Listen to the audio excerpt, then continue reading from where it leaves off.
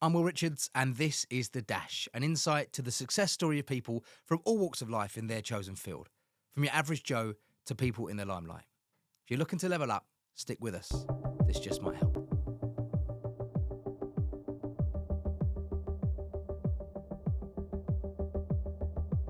So like even some of the key rings that I sell, I'll start selling them before I get them.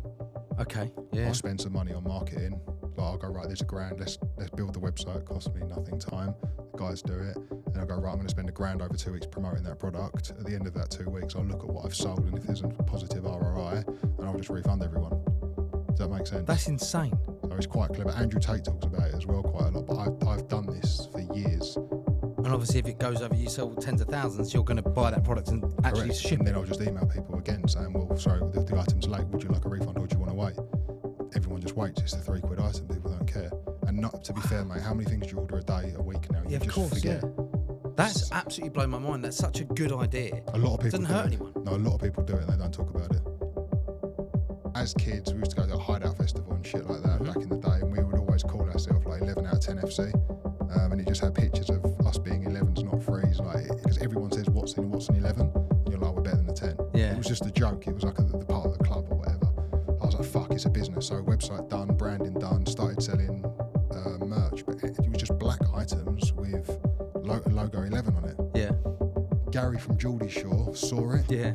Yes, yeah. He followed my business partner on Twitter and copied. He liked the idea of the number 11. And He did 11 degrees. No, 11 degrees copied 11 in. So no one believes us, but I've got the original tweets that he never had anything to do and liked all of the stuff.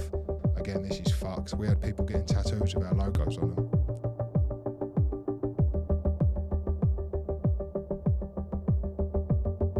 Aaron, how are you? Great, thank you for having me. No worries. Cheers. Thanks for coming on, mate. It's been great to have a recommendation. Our mutual friend, Nick. Yeah, if recommended. we can call him that. Yeah. Our contact, Nick, has recommended that we have a chat. I've looked into the background of you. I've seen your stuff online before.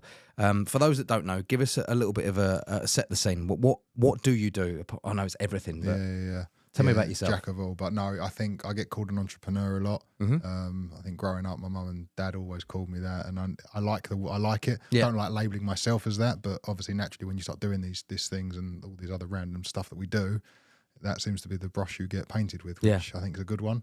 There's a stigma attached to it as well, for sure, but that's the word that I'm happy with. So I think that sums me up pretty well. Yeah. But yeah, I'm probably an interesting character. I'm sure my friends would describe me as that as well.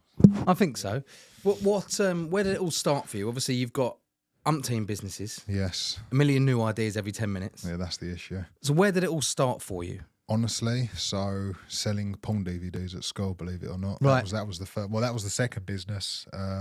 The first business was selling. I went to a Jewish primary school, right, a secondary school, and the Jewish people wear couples. Yeah. And we started embroidering the couples with football logos. Right. Okay. Obviously, we never had the rights to that. Yeah, of course. Don't sue them now. Yeah. Oh, come after me, Arsenal. Yeah. And then we would sell them, and we done a lot of the money. All the money went to charity. And I actually won a Jack Petchey Award, which really, I don't know what that is now, but back then it was a big deal. Yeah. I got called into the town hall in Ilford and was given an award for like being an entrepreneur. That was the first thing. Yeah. But what they didn't know was we were nicking the couples off the kids and reselling them back. Yeah. Well, like, listen, you got to do what you got to do. That probably deserves another award. Right. As well. Yeah. Exactly. Okay. So there's obviously a huge driving force from a young age. When you these first couple of businesses selling the hats you stole to kids back to them, and also selling porn DVDs. Yeah, that was an interesting There one. was a driving force behind that. Yeah. So you obviously wanted to earn money, I'm guessing, at that point. It's just, I want money. Had a paper round since the day I turned 13. Right. £17.50 a week in pound coins I used to get. And I think it's because my parents, we don't come from loads of money at all. Always had a roof over my head, had a family holiday a year. Like, we had the basics and the nice things. But I think I only was given like 10 or 15 quid a week by my parents to like live off of at school. Yeah. So I think I loved money. I didn't really like the nice things at that age because they were always out of reach. Yeah. Certainly the cars as well. I didn't know anyone that had like a nice car and stuff, like a nice like the Porsche or whatever it is. Yeah. So they were always out of reach. And I think when I sort of saw that you can create money and create this wealth or whatever it is, I just enjoyed it. But the buzz was more creating the ideas and doing it than actually getting the money. Yeah. So it was like having an idea, then implementing it, and then moving on to the next, which I've sort of calmed down quite a lot over the years. But in essence, it's always been start an idea, do it next. So the sense of fulfillment comes from creating, not Yeah. from profit. Which is huge. Yeah, Okay. So So to set the scene of modern day you, Yeah. Where are you at now? Obviously, we understand where things might have started. We'll go Yeah. through the whole journey shortly, but where are you at now? not selling porn. Not selling Not porn. selling porn. Shame. Or OnlyFans. Yeah. You never know.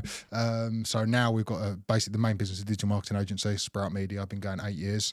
That started off the back of another business I actually had, which I think we briefly touched on the other day. We can go into that. And now we have lots of clients, SEO, web development, app development, social media management,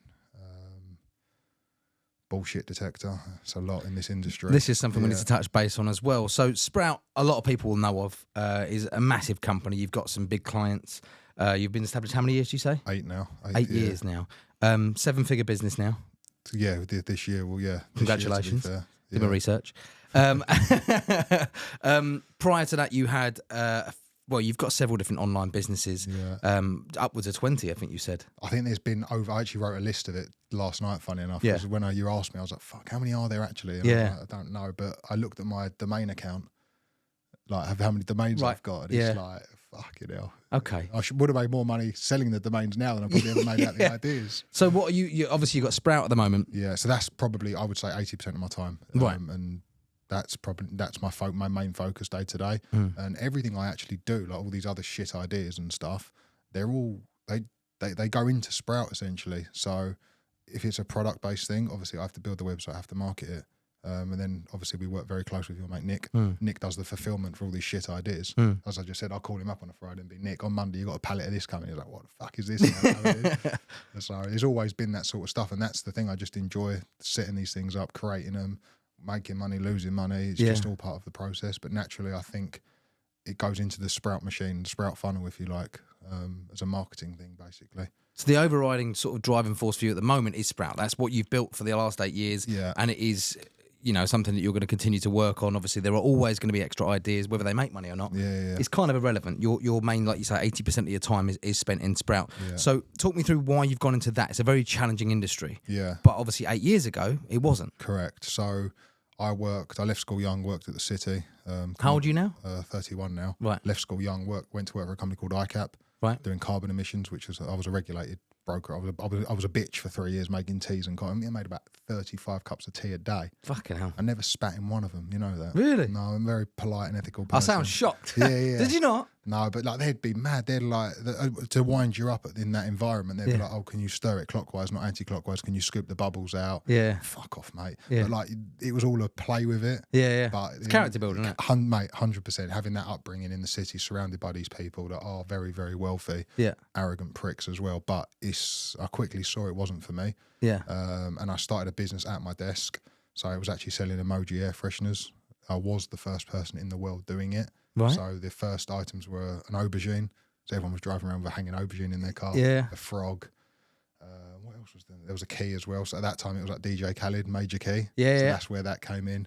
And we copied everything. Right. Like Pokemon. We actually done an air freshener for Jeremy Clarkson. He was involved with it. Through a company. Yeah, it was mad. How do you even get into that world? Someone approached us. There was a company called Drive Tribe, which are a big I know, yeah. They approached us and was like, Jeremy Clarkson wants to do an air freshener. I was like, yeah, and I want this and this. So what was it, the outline of his head or something? It was actually his face, a caricature of his face. That's fucking incredible. Okay. So, what did it smell like? Shit. Lager. Yeah. What's it called? Fouled Farm. Hawkston's, isn't it? Yeah, they can pay you for that shout. Yeah. But yeah, and then basically what happened was I was obviously at my desk all day. I was doing the fulfillment from my house when I lived with my parents and stuff when they were together. And I remember having like pallet racking in my bedroom. My bedroom just stank of like shit. Yeah. Pina colada, like all different air fresheners. But I used to love that, getting home from work, putting in 3 air fresheners into an envelope, running to the post office or the post box. I loved all that. Then the business went back registered and it failed. Right. Well, it didn't fail. It just, the margins were reduced by 20%, obviously. We actually sold that business, but the company that bought it more for the data. Right. She had a car-related business. Naturally, people that buy car air fresheners have cars, so they need other products. But yeah, we were paying another marketing agency to do it, and at the time, I thought they were a marketing agency. So in my world, the only marketing that existed was digital. Obviously, thinking back, before that, you had TV advertising, media, whatever it is. Yeah. And they kept phoning me, well, we need to do this. How do we do it? And I ended up teaching them how to sort of post content on Instagram because it was new 8-9 years ago. No one was doing it. We forget how far we've come. Yeah. In such a short space of time as well. Yeah, I think they were taking like 400 quid a month. So that's a lot of air fresheners profit-wise to sell, but I didn't have the time to do it. And then I was just like, this is mad. I'm teaching them how to do it. I'm telling them what scheduling software to use. I'm making the posts. I might as well just bloody do it. Yeah. So I got rid of them, started paying myself. It was my business anyway with some stuff. We had a couple of influencers involved in it. My best mate, Tom, at the time. Well, he's still my best mate, but we were doing that with it as well. And then, I started doing the socials myself. And then my dad's mate was like, oh, can you run our socials?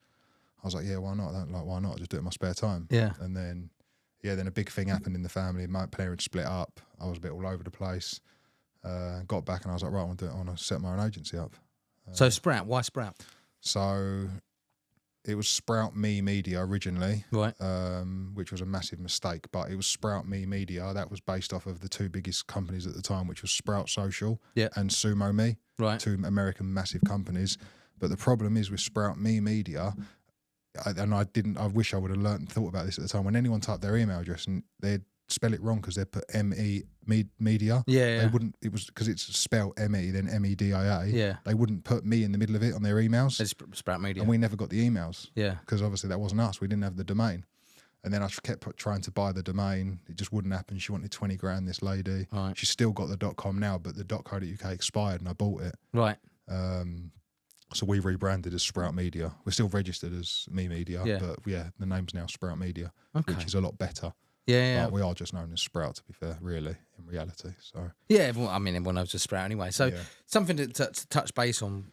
One thing that I admire straight away is how blasé you are about the fact you said you came home from work to start your passion. Yeah. So what were you doing as a 9-to-5 job then? So 9-to-5 was working in the city still. That job. So you were doing that, making the teas and the coffees. Yes, I made teas and shit I actually made teas and shit for about 2 years, 2.5 years, 3 years. That desk closed. Yeah. I got on really well with a guy on another desk. So there was an opportunity for me to come up to join that desk. Obviously it meant being the bitch again. Yeah. But it was a better bitch. There was more things going on. It was a better environment. Done that. And then I actually left. This is a funny story. I left again because this is when I actually left. I got headhunted from another company to go and do the same thing at another company. Right. I was like, all right, sick. So I got 3-month non-compete. That's when I actually started the business up. And then when I joined that business, I worked there for 2 months. Did not work out at all. But in the space of me leaving and joining, the company I used to work for got bought out. Right. And that company bought ICAP and the old company, which is PVM. Right. So essentially the desks at PVM and ICAP would have merged. So I would have ended up working back for my old boss. Right. So it was just a shit show. Like, you can't make it up. Yeah. It's just one of them stories. So I just thought, fuck this, I'm out. And that was it. That was it. Because it's like, I knew I was leaving at the right time, but then as I left, I actually left to go and work for someone to do their marketing, and the job never materialised, funny enough. Right, okay. Then that day I got a phone call saying, do you want to come back into the city? I was like, yeah, fuck it, why not? Yeah. But in reality, I should have just gone with my gut initially and just done it. But you live and you learn. And, well, this is it. Of course, there's so many things that you need to make the mistakes to grow with the stuff. 100%. So your side hustle at the time was the air fresheners, the emoji air fresheners. Which now thinking back, I do remember those. Yeah. How many years ago was that? 7-8 years ago. So at that time, if you went on Alibaba, our brand was called Emoji Fresh. Right. So it was as big as an air freshener brand could have been at that time. And then all the pictures on Alibaba and AliExpress were our air fresheners. Was all your kit. So obviously other people did do it. Obviously you can't trademark it, but it was always a grey area. The word emoji actually means language in Japanese. Oh, does it? Which you can't trademark. However, the emojis we were using were apples. Right. Which technically they're open source, but it was always a grey area. And we spent a couple of grand with solicitors in London to find out where we stood. We had no trouble with the business the whole time, but we were waiting for that thing from Apple, and it never happened. But again, you can use the emojis on anything now. So at the time, it was such a grey area that no one really knew. So you're saying you were doing this with somebody else? Yeah, so I started it with 2 people, and then I brought my mate Tom in, and then we brought the other 2 out. So it's just you and Tom at this point? Yeah. Right, okay. But it was mad. Like when that business was my idea, I brought my mate in to help me, and his dad, I brought him in to do the designs. And at the time, I didn't want to pay someone to do the designs. I was like, I'll just have him in as a shareholder. Yeah. But like that's logic now that you wouldn't fucking ever do. You just go on Fiverr and get designs done. Yeah, exactly. But back then, that stuff wasn't possible. Wasn't a viable thing. No. So it's like business has evolved so much.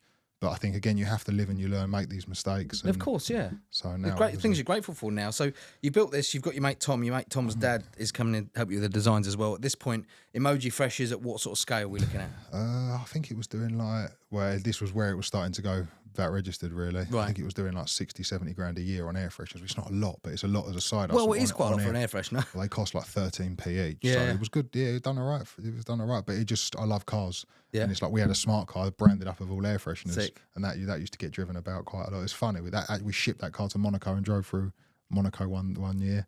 We've done random things. The actual price, that was a lease deal. It was £109 a month for that car.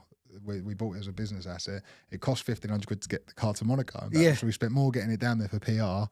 But I'll see if I can find the photo. There's a picture of it outside the Fairmont Hotel, like wrapped up in air freshener, like emojis. That's incredible. And stuff. Like Kim Kardashian's arse on the rear bumper. Yeah. Because like we had that as an emoji. Because she bought her own. Do you remember the hanging arse? Yeah. So she bought that out and it went viral. We copied it.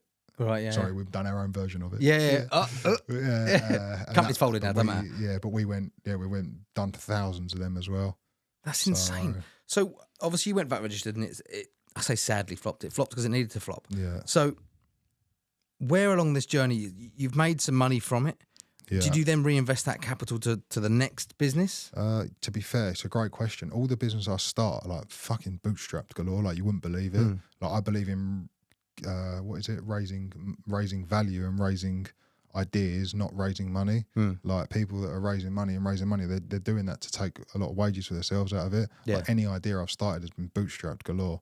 And I'm working on 2 things now, and they're the only things I've ever actually invested proper money into before they're ready to start generating revenue. Right. So like even some of the key rings that I sell, I'll start selling them before I get them.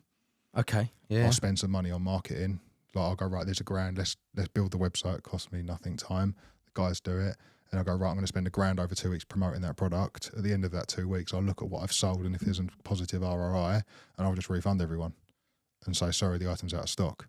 So customer A doesn't know that customer B's had that same email. Wow. So it then saves me going to China, paying my money for the product. Does that make sense? That's insane. So it's quite clever. Andrew Tate talks about it as well quite a lot, but I've done this for years. So like with the new air freshener, this is the first time I've ever said this. So if I had an idea for a new air freshener, say I wanted to make a mic, I'd get the render done of it, and then I'd just sell it and see how many I sell. And obviously, if it goes over, you sell tens of thousands, you're going to buy that product and actually Correct. ship and then it. I'll just email people again saying, well, sorry, the item's late. Would you like a refund or do you want to wait? Everyone just waits. It's a £3 item. People don't care. And not to be fair, mate, how many things do you order a day, a week now? You of just course, forget. Like, I wouldn't even know it turns up. I'm like, who the fuck bought me that? Every time I order something, I just print screen it and leave it in my photos. Otherwise, I genuinely forget. Yeah, I know you do, mean. though, don't you? Yeah. Unless it's Amazon and you get alerted. Yeah. That's absolutely blown my mind. That's such a good idea. A lot of people doesn't hurt anyone. No, a lot of people do it and they don't talk about it. That's incredible. Yeah. That's brand new news to me. Hopefully that's some advice for some people out there as well. So what is the time frame? You buy the product, you don't buy the product, you market the product, you sell the product. How far into that journey do you then go, sorry, it's not available? It depends if it's selling and it goes like semi-viral on TikTok or what, now we've got TikTok, but whatever it is, if the website starts trending well and stuff like that, then you've just got to go with a hunch to commit to it. But again, you can refund people. You just be open, honest and transparent. I don't think it's illegal. It can't be. I hope not. No, I don't. You've got your terms and stuff in place. Yeah. But you do say 2 to 3 weeks shipping anyway. Of course. So, and maybe that's why a lot of these companies say that. But sometimes, so for example, say I'm manufacturing the books, everything's agreed with the factory, they've sent me over some samples that they can manufacture. Obviously, sea freight takes like 2-3 months now. Yeah. But they can air freight some in within 2-3 day delivery with DHL. Yeah. So the keyring, one of them, for example, no one knew. So I just didn't have them in my possession to sell them. But it's basically drop shipping. Yeah. But not. I don't know. I don't know what it's actually called, but it's smart. It's really smart. Yeah. A lot of big companies do it as well. Like you're leveraging your own product without having to buy a loan or borrow money or anything like that. It's really, really clever. And if it doesn't work, refund, because you don't touch those funds that come in. No. That's a really smart system. So you might do $1,000 on advertising or whatever it is, but it's better than committing to 10 grand's worth of product that we end up selling to Nick cheap to sell on eBay. He loves it though. Oh my goodness, that's one of the best things I've ever heard, and I'm a bit annoyed that I didn't think of it before, to be honest with you. But Andrew Tate speaks about it a lot. Like he does it in his way on some of his podcasts. He's like, just do it, get on with it, sell 1,000 items, get on with it. And we've done that for years before. So you've done that with the air fresheners. You're doing that with the key rings. You're still doing now, right? Yeah. So that business it was a very slow burner. So this is one it holds a tracker of a car fob. Okay. These like Porsches, Bentleys, Ferraris, Bugattis, they all come with these black little trackers. Right. They have to be in the vehicle to start the vehicle. Yeah. Actually, that's not tell a lie.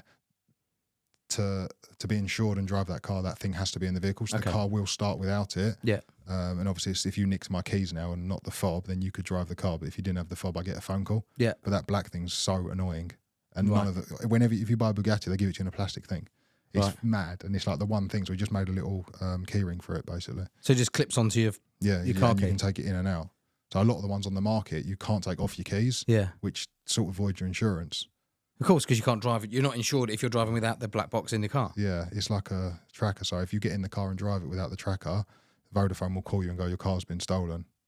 Or if you just forgot the black tracker. Yeah. And no matter what car you buy, you just get in a plastic thing. And it's hilarious. So we just made a little key ring, which is quite Hundreds of thousands of pounds on cars, and you get the little plastic. Yeah, but that Vodafone telemetric system's been in place for like 7-8 years. That's incredible. So obviously this is a first-hand business because you've got some nice cars people might have seen online. Is it a GT3 you got? Yeah, my baby. Yeah, I mean, that is stunning. The colour as well is absolutely incredible. So obviously you've recognised this business because it's something you have actually firsthand. Are there any other businesses created on what you've experienced? Yeah, so do you remember, I haven't got one on me, funny enough. Do you remember when they brought out the iPhone, whatever it was, 8 years ago, it came with a little white adapter to convert your headphone? Yeah. Because the auxiliary thing changed. Yeah. So everyone lost them, obviously, and I've told this story a few times, but I basically made a black MAL auxiliary port that had a keyring on it, so you just plug that onto your keyring, and you could have it on your keys, and then you just pull the white thing off as and when. Right, okay, I'm with you. Yeah, it's just a little dummy. It's a crock of shit. But it's not though, is it? Because but it solved the solution. This is it. It's a solution for. So how many? So all these products you do are solutions. Even Sprout is a solution that you created for yourself because you were sick and tired of, why am I paying them? I'm teaching them. Yeah. So the solution is do it myself. Yeah, basically. Yeah, I didn't look at it like that. But yeah, all the products are coming from frustrations that I've had and solutions, basically. So you're a problem solver. Yeah, and a creator as well. You've made... I'm definitely a problem creator as well, depending who you're asking. Yeah, I'm sure. You've made 7-figure multiple businesses just solving problems. Shit, yeah. I call it shit, but it's admirable. Funny, yeah. But I know what you mean by when you say shit, because I just like the products. Like I'm bringing out this new one. Can I talk about it now? Yeah, please. Yeah, so Daily Stoic. Am I pointing the right way? You can't see it, but it's over here. Yeah. So Daily Stoic. You can on that camera. Yeah. So Daily Stoic's a book. It's about Stoicism. Believe it or not, actually, our mutual friend Will gave it to me. He said you need to read it every day. So the problem is, like I either drive my car to work or the missus's car, whatever. I don't always have the book on me. Yeah. I can't leave it at the office because I don't work weekends. So I actually bought 2 books, which is outrageous, really. It makes no sense. And I love the book. Every day you read it and it's mad. You read a quote one day and you're like, fuck, that's relevant. I needed that. Yeah. You probably experienced that too. Yeah. That's how the universe obviously works. So what I'm doing is I'm making, do you remember Live Strong bands? Yeah. So I'm making that's got Stoic written on it and it's got an NFC chip in it. So every day you hold your phone, you just tap your phone on it and it'll bring up a web page with the quote. The quote for that day. And our interpretation of that quote, not obviously the Stoics one because that's their version. Yeah. That's fucking incredible. But I've gone bigger than that. So if I see you wearing that band, I know me and you have got a connection because you're a Stoic, I'm a Stoic. Yeah. Conversation starter. Because you can't wear a watch anymore, so it's like a conversation starter. Yeah. So that web page will refresh every night at midnight. I actually got the domain stoicband.com. How? It was available. Right, okay. I think it's like £1.99. I literally had this idea 2 days ago. Just this is how quick I move. I had the idea 2 days ago. Website's built, obviously minus pictures of the product. Yeah. Samples are on the way from China. I've got my development team abroad building the website. That's nearly done because there's 2 websites. One to sell the stuff on Shopify. Yeah. I'm going to get Nick to do the Amazon and the eBay naturally. Obviously. He's okay at that. He'll love this. Yeah. And then, but we've got to use a system to rewrite. So the quotes are obviously public domain because they're either in the Bible or they come from So you can take them, published can take them. Yeah. What I can't take is their interpretation, the author's interpretation of it. But it's nice to have a new one. Correct, and obviously there's tools available now, AI tools that help 100%. help rewrite them even better. Copyright, and you could also get to the point where each person, the algorithm learns what I'm like, so it knows that I do this a lot, so it's suggesting it in this mannerism rather than that. We'll create a community around that, and then the best thing is you'll only be able to buy 2 at one time or more, because you will buy one. They'll be like 20 quid for 2. Yeah. The books are tenner each, so the value's there. Yeah. But you have to give one to someone. I love that. So that's my concept with it. Like, Will gave me that book, and that's changed my life. Yeah. I've bought 10 of them books and given them to family and friends. Yeah. No one probably reads them, and they're just sitting there like these are. But yeah, stoicism's a great thing. Yeah. A lot of my friends think I'm a weirdo for it all now, but I don't know if you're obviously. There's actually a bookmark in that book. I do it every day. You understand it, so it's a great thing. Exactly. But that's just a typical idea. I think it was Will that might have either gave me that or I can't remember, but he suggested that to me as well. Maybe you should do bands and rings. Yeah. So. What colour are you going to do? Black? Well, I don't want to do like the actual colour of the book, because I think people know the colour represents what it is. Again, you can't trademark a colour. Yeah. So. It's just like a creamy sort of goldy colour. But I think it goes with most things. I mean, I change my band wearing on what trousers I'm wearing every day. I'm a bit of a incredible. weirdo, That's dedication to the cause. Yeah, well, yeah. That's a lot. Okay, I couldn't keep up with that. That's too much, mate. That's why I wear every podcast, every shoot I do of everything. I just wear the same black t-shirts. I do not have a t-shirt that has any branding on it. No, why would I, mate? Why am I promoting another brand? Anyway, we're getting off topic now. I had a clothing brand as well. Yeah, you got a clothing brand. I had a clothing brand. There's a good story behind that. Go on. So this is a funny one, to be fair. I hope people have got pen and paper. This is incredible. This one is probably the best business, the most fun we've ever done. Right. We were too early. Shock. A lot of the things that I've actually done have been too early, and I haven't had the knowledge, the power, the money to actually get shit done. So as kids, we used to go to that Hideout Festival and shit like that back in the day, and we would always call ourselves like 11 out of 10 FC. It was a joke, obviously. You're either an 11 or you're a 3. Yeah. Like, you're one of us or you're a snob or whatever. I can't remember what the word was. Slob we used to say. 11 or 3. So we had a business called, just an Instagram page.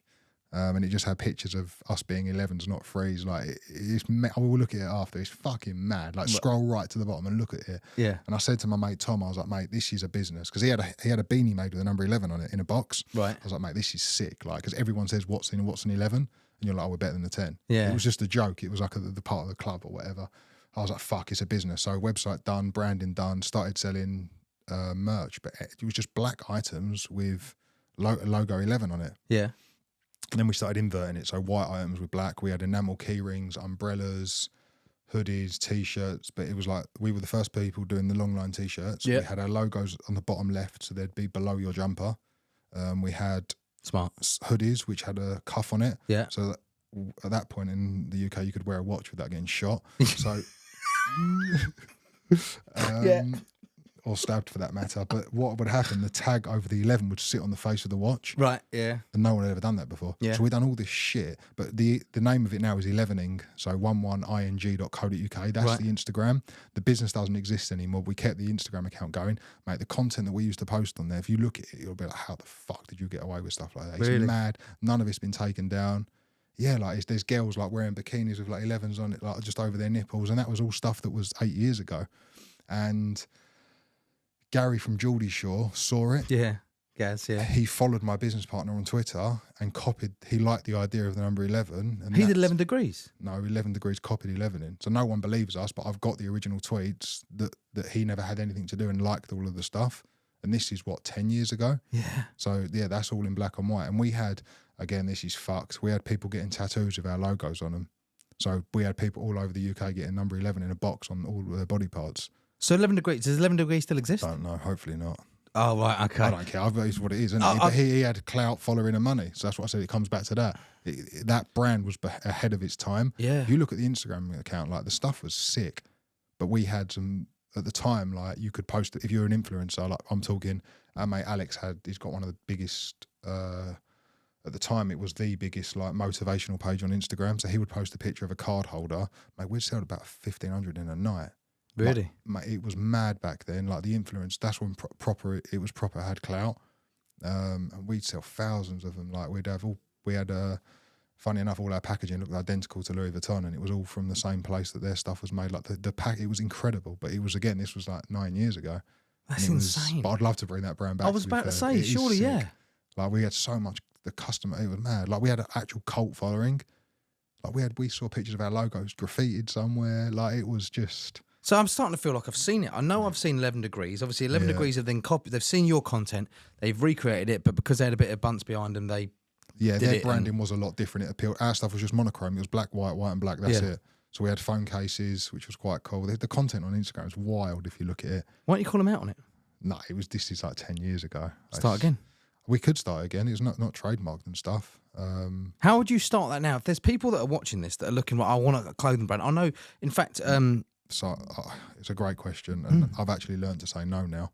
Really? And it's another one of my things that I've said I've had to do this year. Because people ring me, I want to start a clothing brand. It's like, yeah, but what budget have you got? Yeah. I can build you a website and you pay me for it, but just because I'm going to build you a website selling black T-shirts for a tenner, who's going to see them? Yeah. And it's the same if you build a website selling, I don't know, watches for £1 each. No one's going to buy them because no one's going to see them. Yeah. So it's like having an idea is easy now.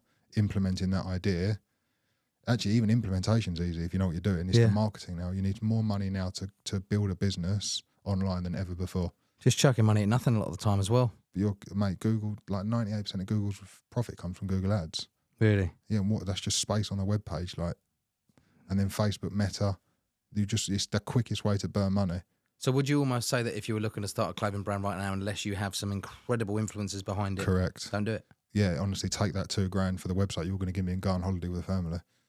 Wow. At least you'll get some. Yeah, but honestly, like that's. No, I get it. I get it. I don't disagree. I don't want to sell you a website and your expectations are unrealistic. The website looks the nuts, but it's not my fault you're not selling stuff. Yeah. Because you haven't got the traffic and the. And you don't want to be a facilitator of a business that isn't going to work because the market isn't there. Yeah. That's really interesting. So, what would you say at the moment if you were back on your ass tomorrow? Because I know that's how we work as well. Yeah. Because you feel like, because you've been there. Yeah. So what would you do? With the knowledge you have now, what would you do if you had to start all over again tomorrow? That's a great question, isn't it?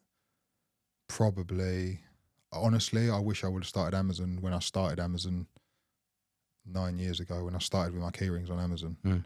Like I had a bad experience with it. Account got blocked, set up another. It just didn't work. But I wish I would have stuck with Amazon 9 years ago.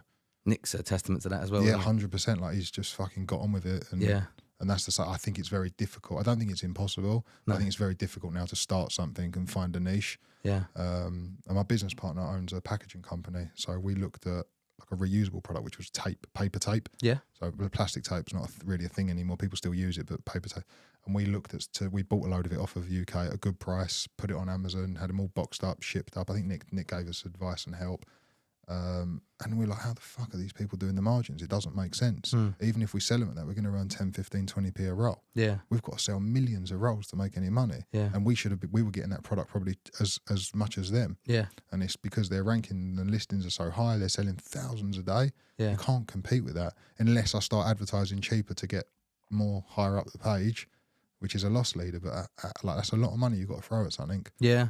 Well, it's catch-22. Like, what if I know it's a very difficult question, but it's almost rhetorical. Like, what would you do? The question is that there's people that are young that will be watching this going, okay, I want the cars, I want that. Well, do you really want that? I think the platform arbitrage is quite a big thing. So it's basically, there's bots to do it now as well, but a lot of people used to do it manually. So you'd look at Amazon and eBay. A lot of people sell a lot of products on Amazon, not eBay.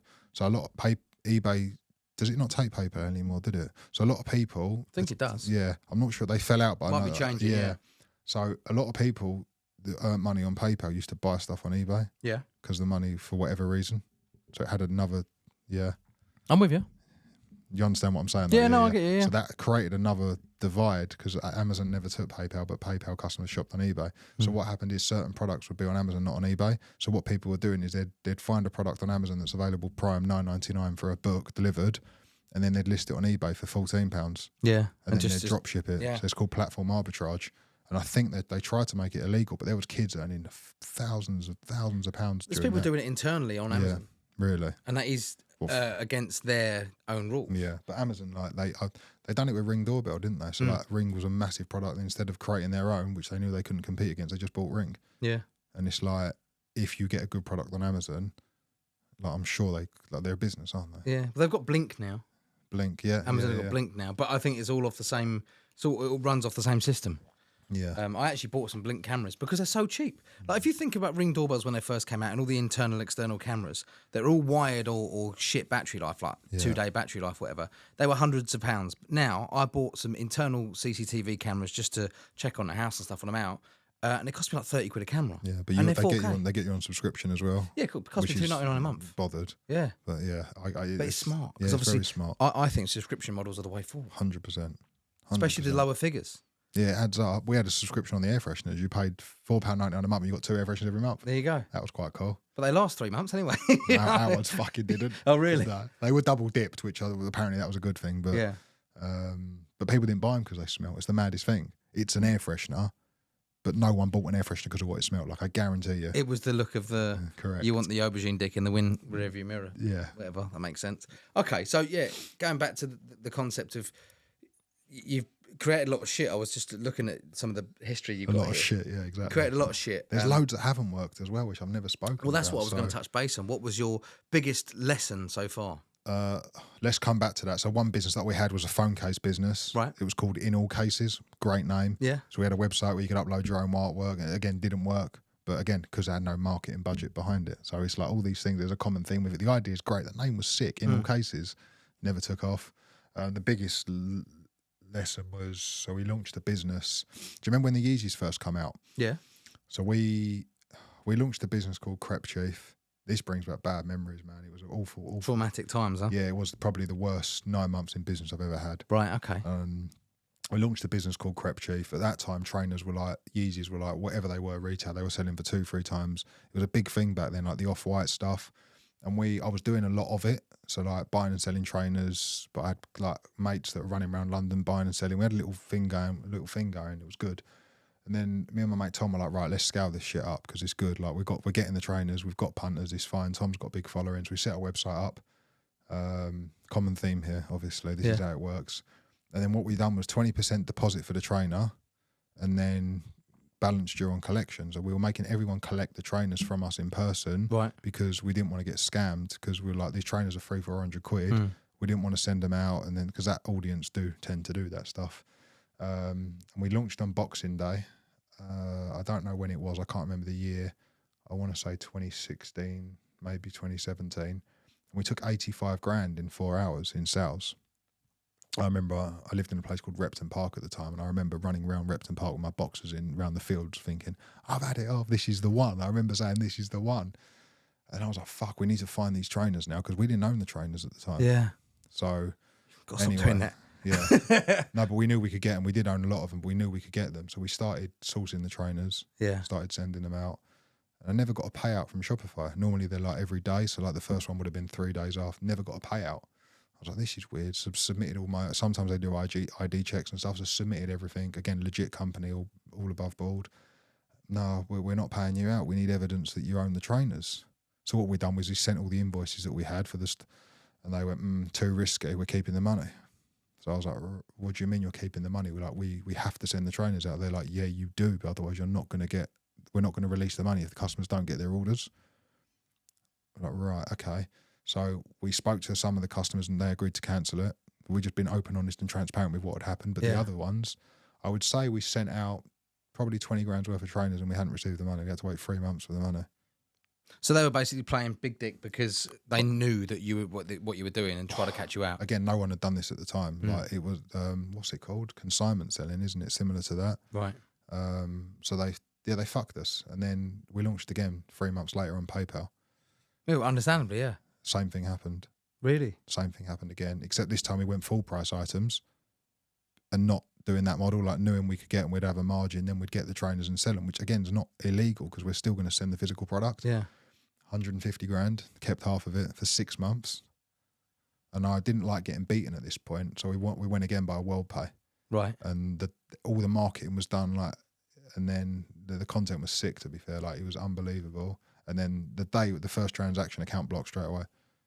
Because they're like, oh, the products are fake. I was like, no, they're not fake. They're like, well, do you have a buying contract from Nike or Adidas? I was like, no, who does? They're like, you need that to sell this stuff. So they're basically just trying to shit on you. Yeah, but which is strange because they make money. It's high risk for them. Them products are high risk because the amount of fraud involved with it, the amount of fakes involved with it. Yeah. But back then, it wasn't really a thing. I guess they'd be at a loss, obviously, if every transaction was Yeah. refunded. So now, like a lot of personal shoppers and stuff, they really struggle to sell brands on Shopify, for example. So you can have your own like open source WordPress website doing it, which is fine. That can work really well.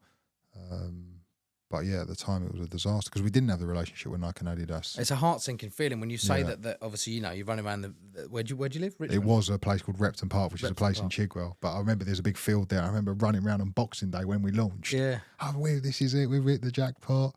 I was like, it couldn't have been worse. It was the worst 9 months in business Understandably. ever. My heart sinks to hear it. But we've done everything properly. Well, this is the thing where you always find every time, not just in business, whenever you do the right thing in life, it seems to fuck you. And I don't understand why. It drives me absolutely insane. Yeah. And I've seen it happen 1,000 times before. I mean, But you learn and you... There are lessons in that as well. Of course, it doesn't mean it doesn't hurt. That's the biggest issue. So that was one of your most traumatic and toughest times. What's been your most successful story to date? Probably Sprout, to be fair, which I don't really give myself any sort of appreciation or gratitude for. But it's just, if you look at year after year, we've grown. It's a lot of hours have gone into that, a lot of stress, staff. We've got a great team now. We've got a big development team, which I'm really grateful for. And then without them, we wouldn't be able to do probably half the stuff that we now do. Talk me through the scale of the business now. You're looking at how many staff? So in the office, there's only 5 of us. Well, plus myself, so 6. But you outsourced to 30, right? Yes, we have a team abroad, which is our team. So we own the team. They're not. They don't work for another company. They're ours that we've built over the last 2-3 years. And they do all our like coding and development and stuff. Not design. We do a lot of the design, UX, UI stuff in the UK. Yeah.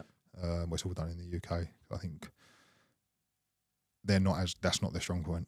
Their strong point is coding, which is obviously stuff that's very, very labour intensive and very costly in this country. And if you look at all the agencies in London, like digital agencies, they all adopt the same policy. It's near impossible to scale an agency without having that in the UK. Like, no, of course, and I've seen that, and I witnessed that quite young, and I saw that, and I was like, right, we need to build this. And it's been a struggle, but now it works very well. It's very efficient. And some of our guys are even client-facing now as well, which is unheard of, to be fair. Yeah. Probably speak better English than me. And yeah. So it's not hard, to be fair.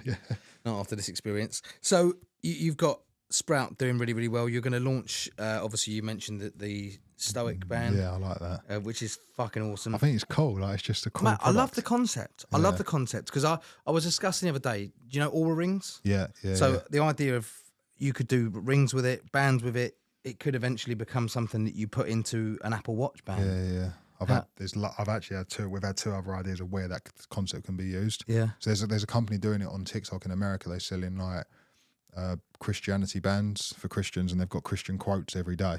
Oh, so you can just then multiply. Yes, basically, yeah. You can diversify that into any different niche. When's the first product going to be live? I'm just waiting for the samples. I want to. Let me know, mate. I want one. You can have one. I'll wear that. I'll pay for it. I want, mate. Imagine that on your. But you're looking at it every day as well. That's it. Yeah, that's it. I think that's what gets me. And I even like the idea of having. So I have Stoic written on here on the front side, but I want to get like gratitude written on the back. Yeah. So like things like that. Remind yourself. Potentially, if we can actually customize them for the customers before they get sent out, that's another thing. That would be incredible. So yeah. I think that's quite cool. But obviously they need to be waterproof as well. That's another thing. Yeah. So they're NFC chips. How long do the batteries last? There's a lot of testing that goes on, but all this stuff's off the shelf. It's there and readily available. Because I know you can get NFC stickers, but I don't think they're powered. They're not powered. No, I don't really know how they work. They must have some sort of. Because there's no power in your card, is there? No. Your bank card. So how that? I mean, we're going off topic now. I don't like Apple Pay. Like, why can't you pay with Apple Pay with an NFC? Obviously it isn't NFC, but I think it is NFC related. Well, NFC just near field contact, right? Yeah, which is what Apple Pay is. Exactly. Yeah. So why can't you have that chip put into you, or not into you? Or like, well, I mean, it's a whole different kettle of fish, that, isn't it? That could be incredible. Now we're getting on to what Nick likes. Oh, for fuck's sake. Right, okay. I want to talk, I don't normally talk about this, but I want to go through with you a little bit about your daily routine and your morning routine, because obviously you're a Stoic reader. Well, now, yeah.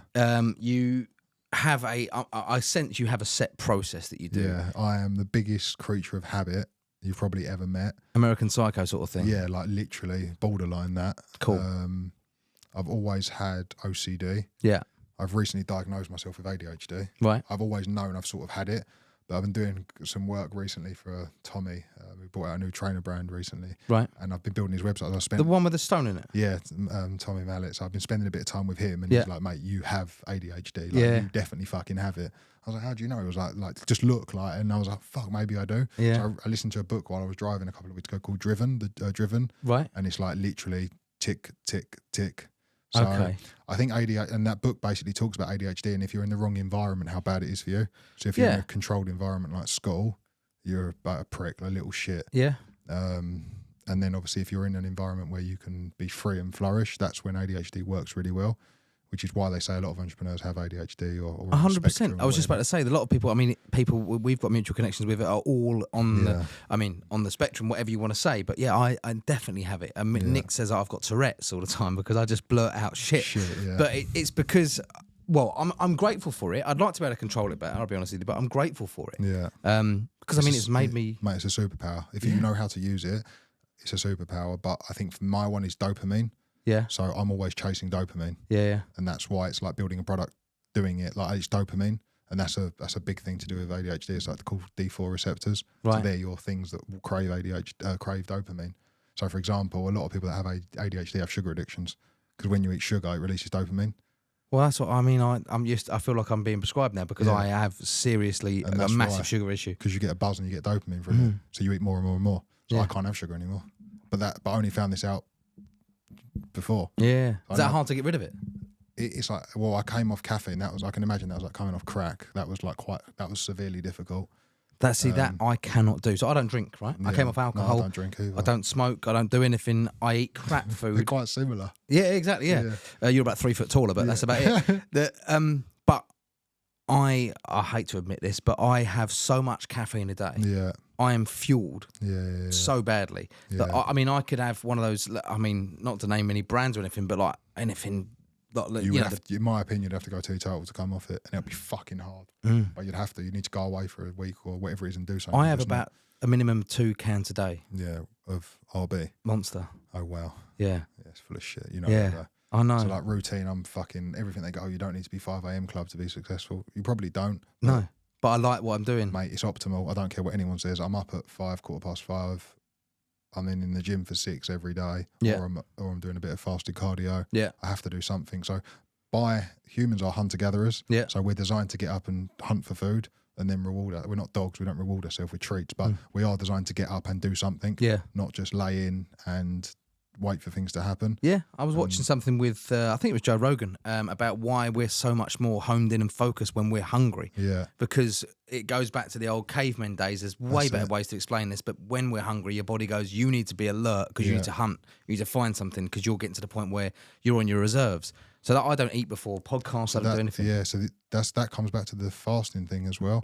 As humans, actually, we our ancestors used to fast because they'd get up, they didn't have food, so they might not eat till lunch. That was fasting, and fasting is one of the best things for you. Yeah. People now don't fast, so we've been told that we have to have 3 meals a day, but it's actually making people put on a lot of weight. Yeah. So, do you know what? Something that you might know this already. We might have watched the same podcast. Probably, mate. Yeah. Something that you might know already. Something that if you don't, I think you'll love this.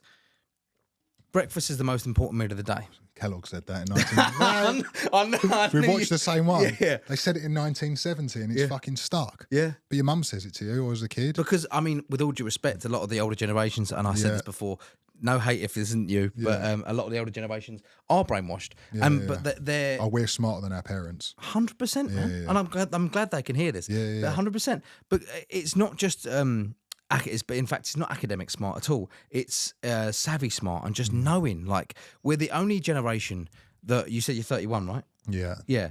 Sure? Yeah. Cool. You're like, yeah. We're the only generation, me and you, that and people above and below us, that went from analog to digital. So we covered everything. And within that, I think we have a much more aware outlook. Understanding. Exactly, man. Yeah. Exactly. So, yeah, that I don't actually fast because I train early. I need to eat before and after. I get very hungry. I'm very hungry as well. Oh, yeah. I've got a friend recently who's been fasting for about 1.5 years. He's lost so much weight. Really? Yeah, and it's fasting's great. But like my little girl, she's like, I had cereal every day growing up as a kid, and that's filled with shit. Like cereal is like the worst thing for you. Bowl of sugar, isn't it? Yeah, literally at that time of the morning. So breakfast, in my opinion, is the most important meal of the day. Yeah. But it can also be the worst thing of the day if you don't do it right. Of course, yeah. So it comes back to insulin levels, and we're not fucking pharmacists. But no, but you got to know this stuff. You got to be aware of it. My little girl's 3. She'll have 2-3 eggs every day for breakfast. Oh, really? Yeah, over anything. Like she just loves I don't know. I've not been anal with not neglecting certain foods, but she's just seen me do it, and now she's Set an doing example, it. mate. Yeah, literally. That's so what it comes to. I'm this year I've set a task since last month, a task to learn a new skill every month. Right. So I've done last month. This month is learning to play chess. I really want to learn how to play chess. What was last month's? This is fucking clean shaving with a razor cutthroat. Right. Okay. I just wanted to do it. I don't know why. Because I used to pay every day to go and do it. Mate. Yeah, it's just what it is. But that's just the dopamine release. Yeah. Set a target, do it. So I got a chess lesson today at 4:00. I fucking love that. What's next? I don't know. I've got to do it or I'll slow down. Otherwise I end up getting carried away and starting next month's now. Yeah, but it's not about playing chess. It's about, I was talking to my best mate about it last night. He's an accountant. So every day he's got to fucking learn shit, basically, because they just fucking change stuff and make stuff up as they go along. Yeah. And he's got to enforce it.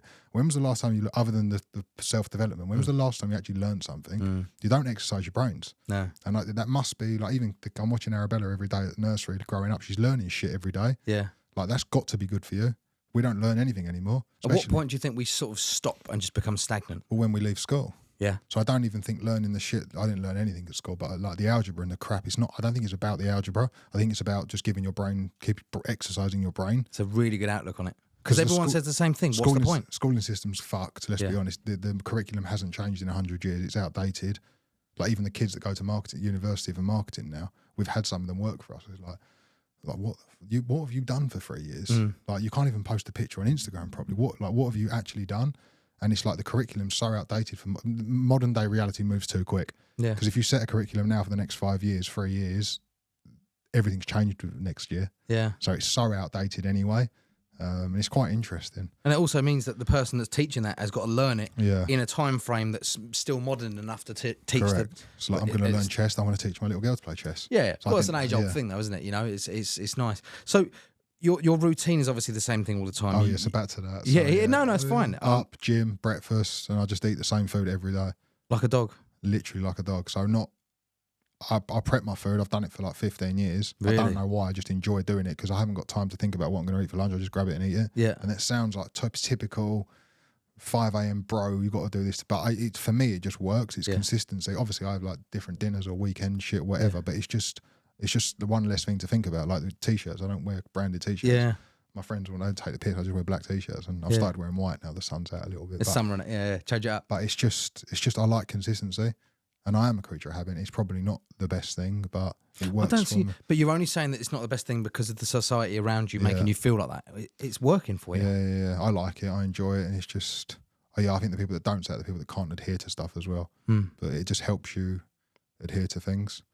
And if you're on a bulk or a cut, for example, I'm cutting, for example, I always do it up to the summer. Yeah. I've lost I think 1.5 stone, but I micromanage it, so I'll know I can tell you what my weight's going to be tomorrow and the next day if I know nothing's going to change. Yeah. And I also know if I'm having I don't call them cheat meals, but if I have an off-plan meal or whatever, I know what my weight's going to be. It's weird. I can weigh myself in my head before I get on the scales. Yeah. Because I know my life's so consistent and weird that. It's an attribute that's obviously working for you. So I would say, in the nicest way possible, it's control. Yeah, so it's the way you do something is the way you do everything. Yeah. And I say that to my clients. If I can be bothered to change that band to blue because I'm wearing blue trousers today, I'm going to do a very good job building your website or managing it because I've got that level of attention to detail. Yeah. And it sounds so fucking cliche, But it's not. It's not. No. Again, you're saying it because what people think. But if anyone thinks that, they're not our people. Yeah. And I get it. There's scope for everyone to change and to become one of those people. But I totally get it. I admire that sort of thing. Question for you now. Do you speak to anyone from school? No. So weird, isn't it? No, yeah. I mean, I'd see friends and every now and again, if I see them in the street, they're lovely people. And do you know what was really weird? So I was at Will's, the dinner thing. Was it yesterday? 2 days ago? 2 days ago, yeah. And it's I was there all day and then there for the evening. The football was on. That room was filled up with people, and they're business owners of a certain level. Yeah. No one really gave a fuck about the football. Yeah. Whereas all my mates, or not friends, people I went to school with and stuff, through social media, they're all out. And it's actually like, I don't know if there can't be a link between business owners and not liking football, because that's ridiculous. There are people that like football, but I think a lot of the football is a distraction from reality for a lot of people. 100%. I would take football out of the equation Yeah. and just say that it's just it's meaningless entertainment. Yeah, It's great and it's lovely. I said yesterday on social media, I love to see the buzz from people. 100%. I'm not a football fan, I'm a rugby fan, but it's England. Of course, I'm going to support them. I'll probably keep the game in close contact on Sunday.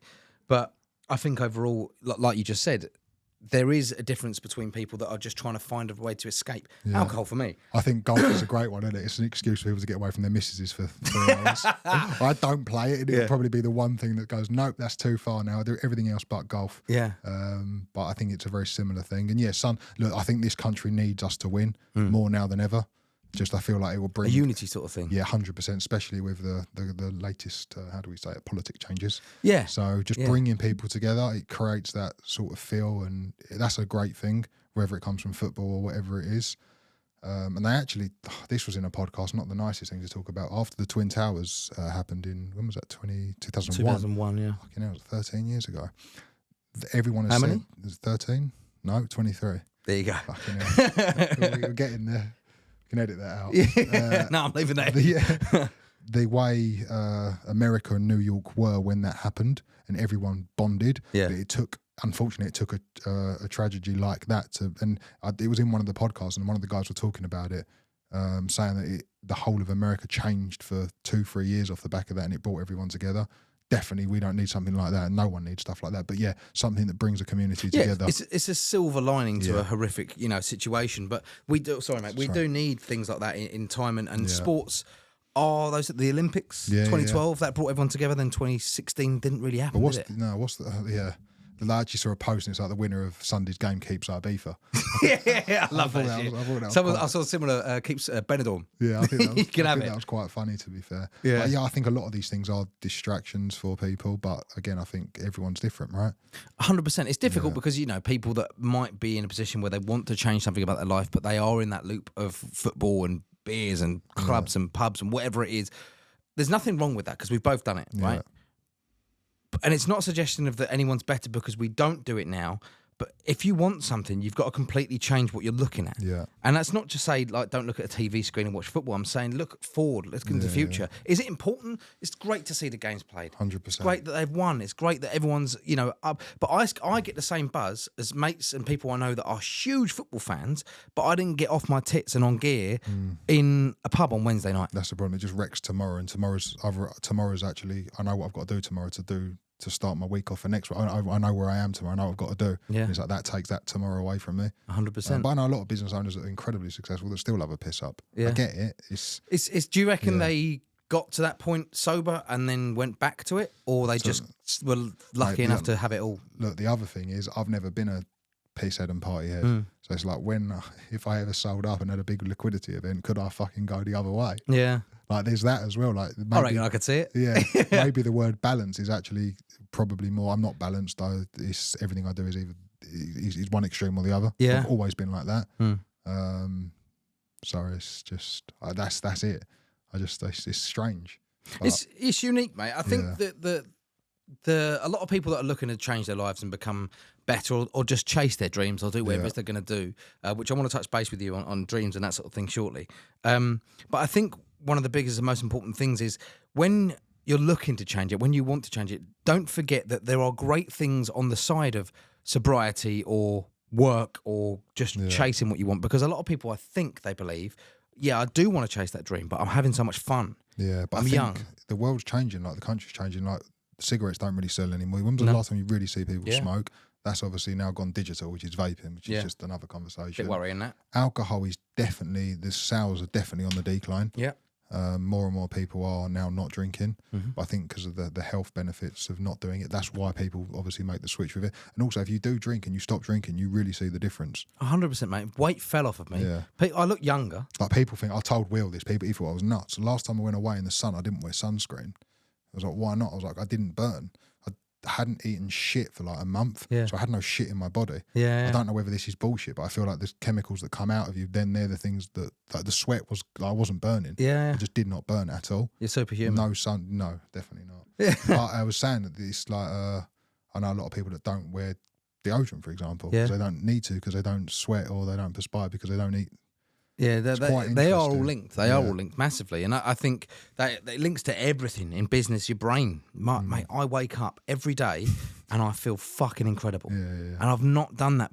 I mean, I've not drunk for over 2 years now, and every day I'm like, whoa, I feel great. Yeah. It's first thing. I mean, don't get me wrong. If I get a bit illness or whatever like that, that's another thing. Yeah. Illnesses massively reduced.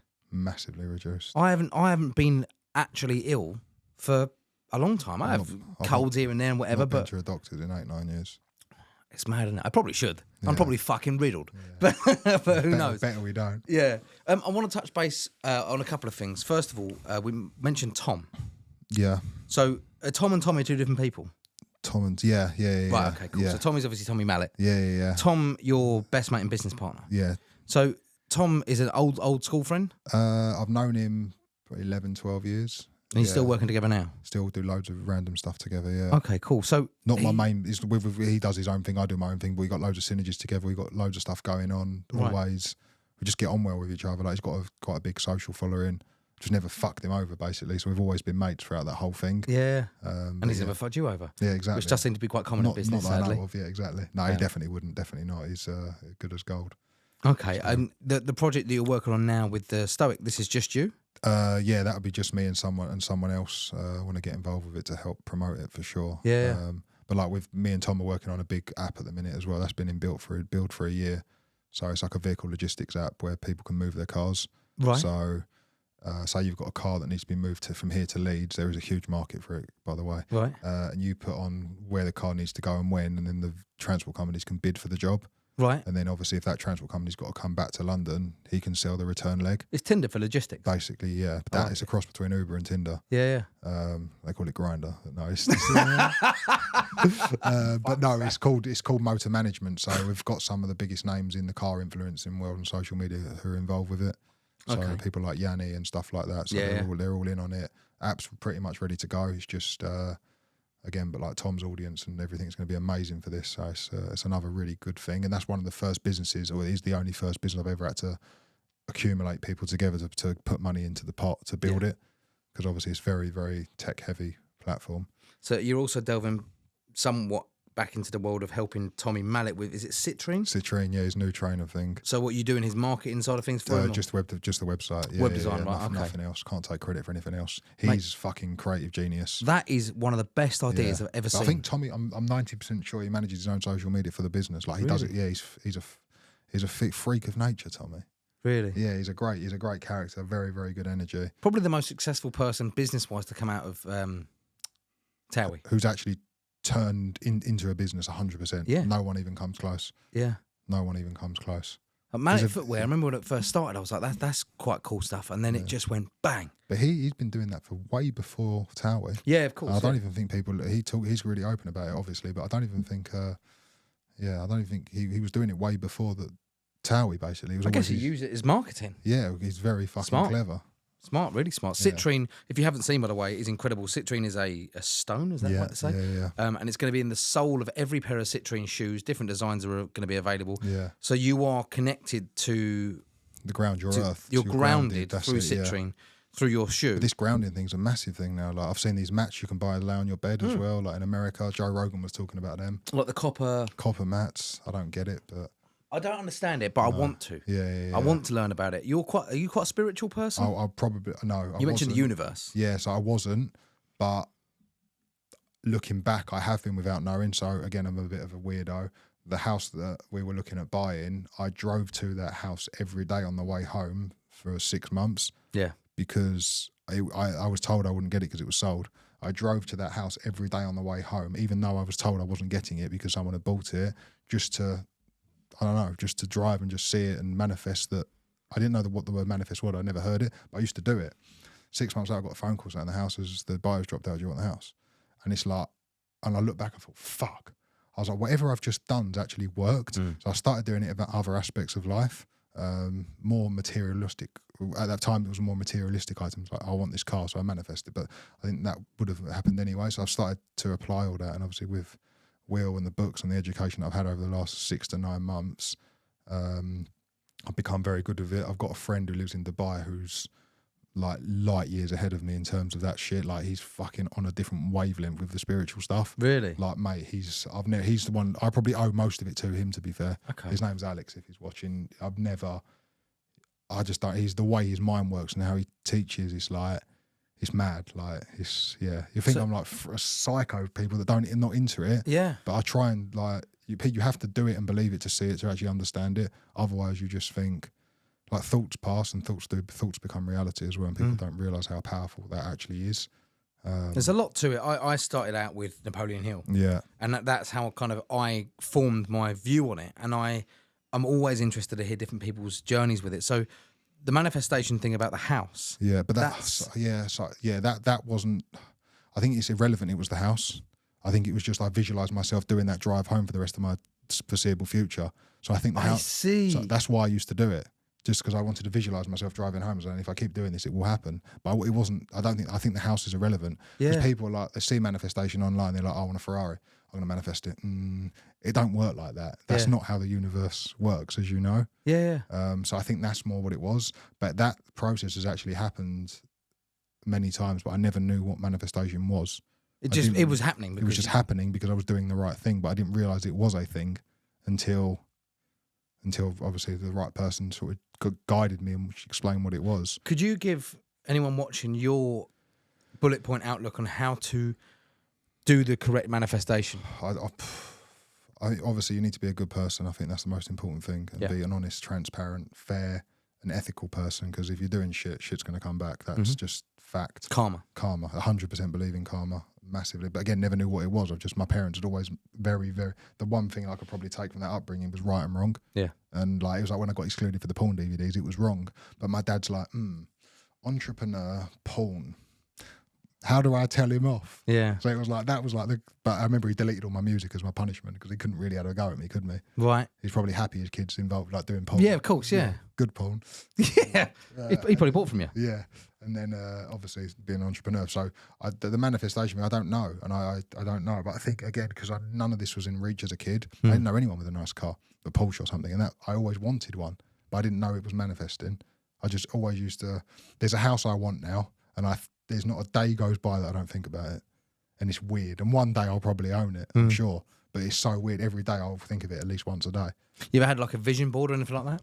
Mentally. I'm quite good at stuff. But I look at my phone every day at like 11:11 and 9:11 as well, which is weird. But 11:11 struck me earlier on. I wanted to mention it, but I wanted to get into spirituality. That's where 11 came from for the clothing brand. That's what I'm saying. Yeah. So all these things, history have repeated themselves. Yeah. So it's quite interesting. But I think you've got to do your own research on it. You've got to learn it yourself. Obviously, there's amazing books out there and stuff. But until you start understanding it and being, open-minded to actually see it play out. But everyone wants everything like that now. That's the problem as well. And good things take time. Of course they do. Yeah. I'm going to break the fourth wall a little bit here because this is going to be a little bit confusing. At time of recording right now, it's just coming up to 12 midday. When we were speaking about your clothing brand, you know what time it was? 11:11. That's fuck. Was it actually? You know, I zoned out and looked at the iPad and you were like... It's mad. So that stuff keeps happening. And it's like... And people go, oh, it's like yellow car when you think of... That's exactly the truth. Yellow cars are invisible unless you're thinking about them. Yeah. And it's the same if your friend's got a new car and you keep seeing them.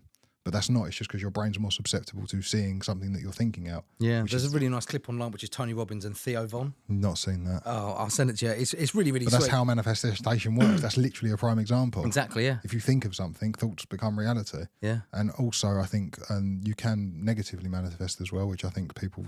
If you think bad things, they can happen. 100%. I think there's also perspective on every situation. So that if, for example, I break my arm, it's painful, it's bad, whatever, I can't write for 6 weeks or whatever it's going to be. But there's lessons in there that are positives. Yeah, 100%.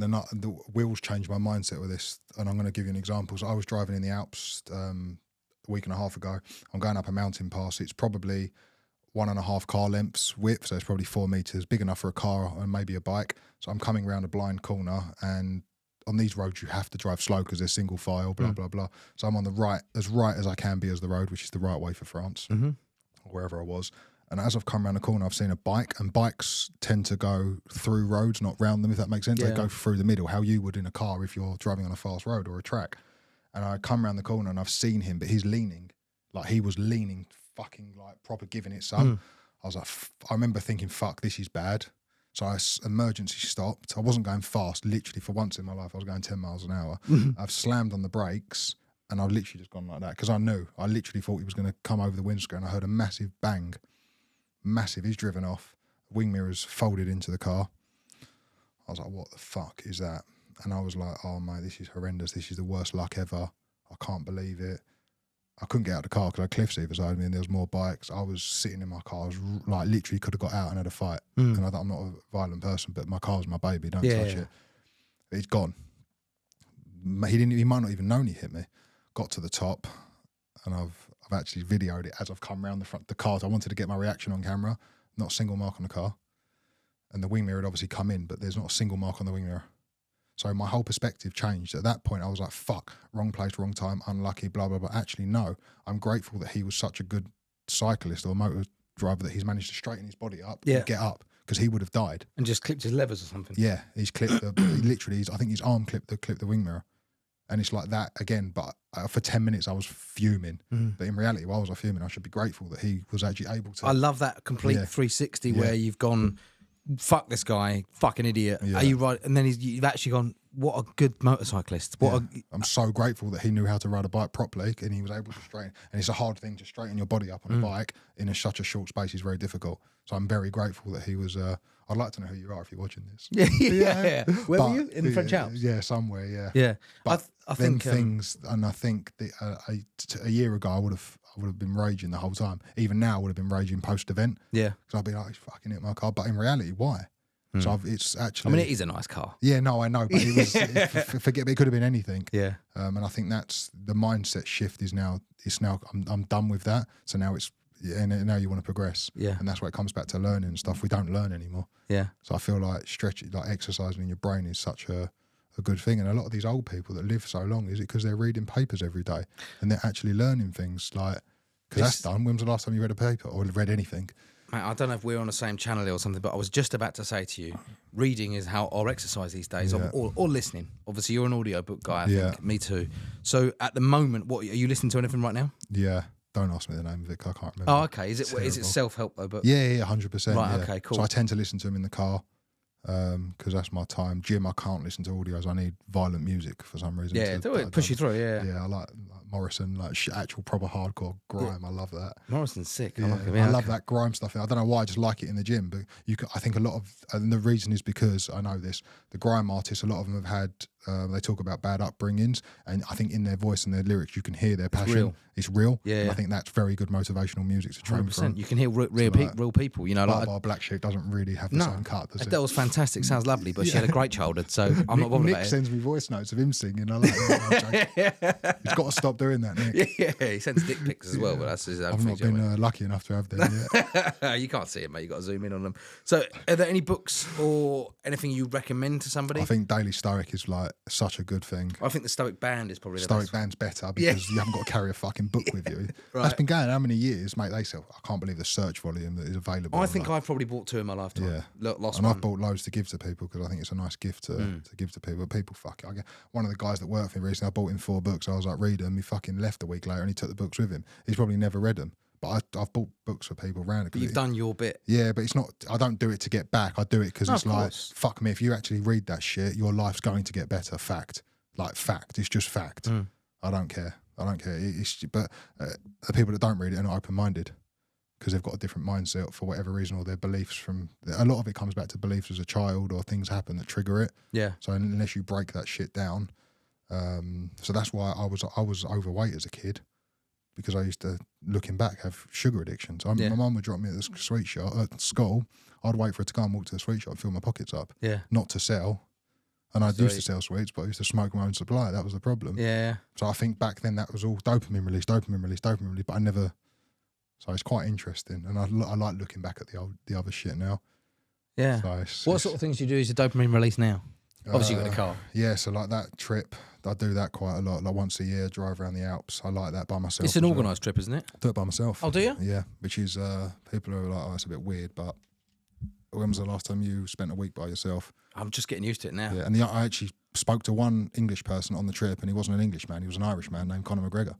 walking through. I saw the picture. Fucking madness. I saw the picture. Yeah, So where that was this? What was just it in a called? random village, and I'm not actually going to say where it was because that area it is. I'll tell you after. It's a very, very, very swanky part of Switzerland. He lives there. I don't know, but he goes there, and there's lots of other very, very big A-listers there, and it's a safe. I think it's a safe place for them to be. So I was just stopping for lunch because I know it's a nice place to go. Yeah, and he was there, and I manifested meeting him for a new business that we're doing at the minute, and I'll tell you off camera about that. But so it's mad. Like Wait a second. This I want to ask you anything but this question. So we're bringing out, me and my business partner Miles, UK Packaging. We've been working on an idea for a year, and it's now ready to go. It just needs a lot of money to do it, which I think we're going to do it. We're going to pull up and get people to help into us. And for the last 4 weeks, we've been saying, right, we need 2 people in the box industry. One of them's name's Tyson, who we knew that connection's there anyway. So that connection's there when we need it. That conversation's ready to go. And the other one was Conor McGregor. So we were like, well, how the fuck are we ever going to get in touch with him? This was 4 weeks ago. I remember sitting down, Miles having a coffee. Like, he's the MMA side of it. We've got the boxing side of it sorted because it's applicable for both boxing and MMA. And I mate, mad. And I remember walking through this town, and I've made eye contact with him, and I've gone, Connor. In my head, I heard Aaron, but he obviously didn't say my name, did he? But I said, you feel like you know these people because you follow them on Instagram. Yeah. And mate, I went down. I was like, Connor, I have a photo. I was like, I've never been starstruck in my life, other than with Nick. Only because you recognise it for the porn thing. Yeah, exactly. Yeah, midget porn. Oh, that deserves a high five. Come on, Nick. Fuck's sake. Mate, he gave me 15 minutes of his time. He said, have a photo. I was like, mate, I'll fuck off happily. And I literally said, they went, no, you're all right. I was like, okay. I sat down with him 10, 15 minutes. I showed him my idea. Right. Mate, but I can't, like, this is baffled. Like, I had a conversation with him. I showed him the idea. He actually gave me someone very close to him's phone number. So when the time's right, I can call him. He said, I can do that. And I remember ringing Miles. I was like, oh, Miles, what has just happened? He was like, mate, are you all right? I was like, mate, I can't believe what has just happened. He was like, mate, what the fuck? Are you all right? Have you crashed your car? I was like, fuck off, no. And I told him what had happened. He was like, what? Mate, I was just speechless. So I'm going to say this. You have manifested going into business with Conor McGregor and Tyson Fury. Well, no, you can't. Well, no, it's not going into business. It's manifesting them helping us take this to market. So the Fury thing didn't manifest because that was always there. Right. When we need it, someone that we're going to help, who's going to get involved in that business, he has links to Tyson. So that's fine. Okay. But me and Miles were like, that's boxing. We need MMA. Yeah. Obviously, one day I would love to have Conor McGregor. And then it happened. Like, that's insane. It hasn't happened. It's going to happen. I can sense it all. But it's just, that was for me the most wild thing. It's all going to come to fruition. So I guess the thing to say would be that the manifestation has worked for you so much to the point that you're going to be thankfully helped somehow by 2 champs. But it doesn't, but that doesn't mean, and this is where the misinformation is with manifestation. I don't want to go, right, I want to manifest Simon Cowell. And he's not going to be waiting outside the door. He might be because it's a recording studio. He actually might be there. Yeah. But it doesn't work like that. You can't, and that's, I don't know. It's not like, it's too specific. I see it working indirectly so much, and I think that's. Do you remember how you manifested that meeting? No, because I didn't know. It was just the whole time. It was there. It was in my mind and in my thoughts that fuck, we need Conor. How we have to make the MMA side of this new product work. We just need him. We need him. And it was like, mate, I can't believe. I literally cannot get over that happening. And maybe it is luck. I don't know. It's funny because I was looking at your socials. I think it was yesterday. We followed each other on Instagram, and I saw that, and I knew that it was a recent photo because he shaved his head. Yeah, correct. But yeah. But that's fucking mind blowing. I know, but it's like people just go, it's luck, it's random. I just can't believe that anymore. Yeah. Like I can't. No, I agree. I can't believe things like that. History tends to repeat itself too much with manifestation for it just to be luck. There's too much coincidence for it to be luck. It's insane. But I can, again, sound like a weirdo. I'm vibrating so differently now to what I was 9 months ago. Like, it's mad. But it's good. Yeah, like it's crazy. Yeah, I love it, mate. I mean, things are changing for me as well at the moment, and I feel like I should say this to you. I don't know why, but I went for a horrific breakup. Steady. Yeah. I love you. Yeah. No, I went for a really fucking shit breakup. And obviously you hit this rock bottom sort of place, and mate, things are going so fucking well now that I'm elated. Like, Yeah. what the fuck? How is this happening? Yeah, but sometimes you need stuff like that to happen. And I think a lot of people, especially business owners, like one of my close friends at the minute, he's going to explode. I was like, mate, you need to. The ship can't sail if the captain is fucked. Yeah. That captain's got to be in a good, clear mental state. Yeah. So people don't look after themselves, and that's why I think forget training. Mate, you go to the gym for 15. I've trained 15 years naturally. Like, you wouldn't even know I go to the gym. Yeah. Like, because I'm tall, I'm never going to feel my frame. Yeah. But why do I go to the gym? Because I'm not actually seeing results at all. Yeah. In reality, I'm not. I know the solution to that, but I don't want to do that. But I don't see any progress. So it takes a certain sort of person that can go to the gym for 15 years, not really see any progress, looks good with his top off or whatever, but you don't know that for the one day. Self-proclaimed. Yeah, but I'm saying it's that mindset. You go to the gym to improve yourself. Yeah. You feel good, but the visual doesn't really change. Not over that period of time. It's a really interesting analogy. Yeah. No, I think it's the dedication to yourself, isn't it? It's the commitment to changing that, and even if you don't see progression, I just need the routine. Yeah, it's growth for yourself. It's endorphins, and it's good for your heart. Obviously, that helps. Like, I've been trying to get my resting heart rate below 50 now for this year. How you getting on with Whoop? I love it. They don't pay me though. No. They should pay us. Oh, fuck them then. It is unbelievable, and people are like, oh, it's another thing to monitor. Yeah. Yeah, it is. Yeah. It is. Yeah. It's a good thing, though. I'll make you laugh. I went to the protein shop last weekend, and I bought it's like not like a fat burner. It's like a natural thing. I think it was either like Yohimbine or ashwagandha, whatever it was. Right. And in the tablet, it's obviously got a little bit of caffeine. Right. I hadn't had caffeine for probably 3 years, other than having it in a cup of tea, which is trace. Mate, I've started washing my car, and I remember my heart, like, it was hot out last weekend. I'm washing my car, and I was out there for 2.5 hours cleaning it because it was fucked from all the bugs and shit from the road trip. I got back, I was like, I feel fucked. Like, I've literally feel like I've been hit by a bus. I looked at on here, it was like workout detected. I was like, that's weird. Mate, my heartbeat was at 165 beats per minute for a half an hour whilst I was washing my car for Jesus Christ. I was like, what the fuck? And I realised I had a tablet that had caffeine. That was it. I was fucked. My brain had like. I wish it was in that place, mate. Because Jittery. caffeine, I'll have 180 milligrams That's of caffeine the problem. before I work out. The first thing in the morning, I have 180 milligrams of caffeine every day, and it now takes no effect. When I went on my stag last year, no, the boys don't even know this, but I took like them tablets with me, and I had them before going out because I need a buzz. Yeah, I don't really drink, but I was forced to drink, if that's the thing, on my stag.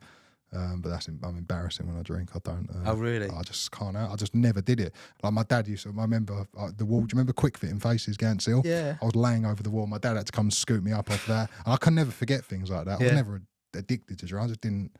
It's just a distraction now. Yeah, 100%. I ain't got the money to drink or smoke either. No. Price of cigarettes now. Someone was like, they're like over £20 a pack or something. Ridiculous, mate. How the fuck are people doing it? Yeah, well, that's the problem. But then obviously they're putting all that money into doing that, and they've got nothing else. So but then they're in that cycle. I need more. I need more. I've got nothing. Yeah, it's very. I didn't look at it like that. Question for you for the future, not so much in business. Obviously, we know about the Daily Stoic bands. We know about the other couple of businesses you got coming. What's next for you in the sense of, like, have you got? Oh, I want to touch base on this actually. One of your 10-year goals you mentioned before we started about your phone. Yeah, I wanted to delete your phone number, like just to be able to do that now, or change your phone number would be great, because obviously it's nice people can get hold of you, but the people that it's just you're always on, aren't you? And that's why I think I like doing the things abroad, driving, because I can't be on my phone. Yeah. I love skiing because I can't be on my phone. Yeah. So anything where I actually force myself to get off my phone, like that's been down there for an hour, how long? An hour and a half. Yeah. Like, I can just already like anxiety looking at it. But it's all part of it now, isn't it? Yeah. We're so ingrained into modern technology, and within 5-10 years, it will be in us. Oh God, yeah, you'll have it on your forum or whatever. It'll be part of the band that you invent, or something like that. Starting to talk about Nick again, aren't we? Yeah. He's getting some stick on this one. So that's I think the future is going to be really interesting for tech. Like, Joe Rogan was talking about the way that what we have seen in the last 20 years is it's the quickest that human things ever progressed. Yeah. It's mad. And if you think 20 years from now, if you think about what's changed, you've only got to go and look at what Instagram looked like when we first started. It was just pictures, like, and even that's weird. I think there's not enough audio stuff's happening at the minute. So there's still the podcast, YouTube videos, social media. There's not audio's not utilised, and that's a lot quicker to communicate. So that's next, maybe.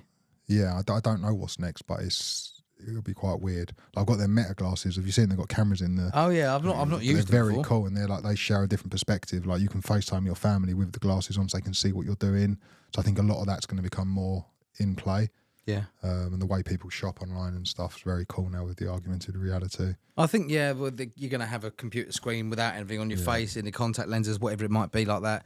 I'm not ready for it, though, because I get motion sickness. Yeah. So I can't look at a screen. I don't think whilst I'm anyone, walking and talking. honestly, I think things need to stay where they are for a bit, let everyone Settle. Yeah, I genuinely believe that. And obviously the kids today growing up with social media is the worst thing for them possible. Like, it's so bad for the mental health of kids. I know mental health, blah, blah, blah, but it is genuinely a thing. So everyone's like, oh, just get on with it. We didn't have mental health when we were kids. Yeah, but we didn't have a platform that showed what the 1% of the world are doing at all times that made us jealous and anxious and stuff like that. So, yeah, mental health does actually exist. And people are like, oh, well, you didn't have it as a kid. Like, fucking man up. Yeah, but it is a thing. Yeah. Like these, and I speak to kids, not kids, I speak to, parents of the kids when they say, can you just speak to my kids and explain that this is bullshit? This person that's actually sitting in a studio like this with a fake aeroplane window, which you can rent. Yeah. You can actually go to a studio, rent a fake interior of a private jet to make it look like people are doing that. Like, it's mad, isn't it? Yeah, and just to look like they're ballers online. But the kids are growing up today thinking that that's the norm, and it is generally causing mental health issues for young kids, 100%. Do you think, I mentioned earlier on we're the crossover between analog and digital, we've got a great perspective of everything. Do you think, because with all due respect to our elders, they're all analog, so we're smarter than them. Yeah. We're going to be smarter than our youngers then, because they're Possibly. only digital. I think it comes back to how we teach them, doesn't it? And Well, this is it. And it's environmental factors as well, where they are like, I don't know if I can say it, but people that live in these villages in Wales and stuff like that, they might not have the technology that we have. Like, do they even have? I know they're not third world countries, but I'm trying to be just holistic. Do they have Ring doorbells? Probably not. They probably don't need them because they know where they live. It's just trusted villages. They don't even have CCTV around them and stuff like that. Like, my mate Tom's got an amazing business doing driveway bollards that electric come out the ground. Yeah. And they're controlled from an app. There's no wiring. But I guarantee the villages in Wales don't have this technology. No, of course they don't need it. No. And it's not like, again, it's not third world, but they're behind with it because it's environmental factors. They might be in a good place for it, though, to be fair. Yeah, no, exactly. I think it's, for me, 10-year goals, I want to place abroad. Yeah. I don't think I'd ever move abroad. Just somewhere to get away from. I think this country's fucked, but I don't think I'd ever move abroad. Yeah, just something to get away, like a place in the Alps would be the absolute dream for me. I've got a good location for you. I think it's a nice place out there. Your next door neighbour. Minimum properties there, 5 million. Really? Cannot get anything for less. Well, I mean, and I looked, I was curious. I went to the thing and had a look.